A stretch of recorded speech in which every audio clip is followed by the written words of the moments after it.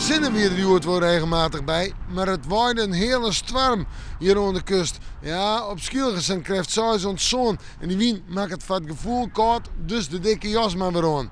Voljoen en vannacht.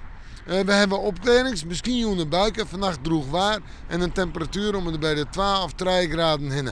Via de provincie zijn 4 of 4 graden in de kustgebieden en op de eilanden zijn 5, misschien zelfs 6 graden. En de wind nog altijd sterk, matig want vrij krachtig uit het noordwesten waait. In het waardgebied krachtig ont hut, krijgt 6 ont zon, zuid genoeg, roeg. En morgen, ik kan bij wat een roeg waardtype. Maar ik kan waardtype maar zinnen, bewolking, wat afwisselend en kans op een enkel buiken.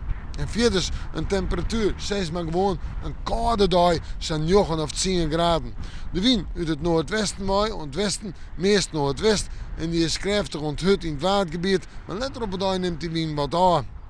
En dan zeggen we de maand en nacht, dan hebben we een temperatuur om er bij de 12 of de 3 graden heen. En dan op naar het vooruitzicht.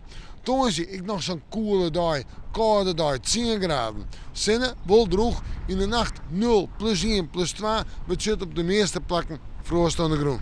En dan zetten we even terug naar de vrijheid. Alle graden, droeg waar, zinnen. En let op het dag, meer en meer bewolking. Maar dan komt het weekend, sneeuw, zo'n 14, misschien wel 15 graden. Noffelijk waar, de zinnen erbij. En ik denk dat er snel uitkomen om er bij de 17 of de 18. En maandag misschien wel 20 graden. Dat liep het erop. We met de morgen maar weer even in het waarsje.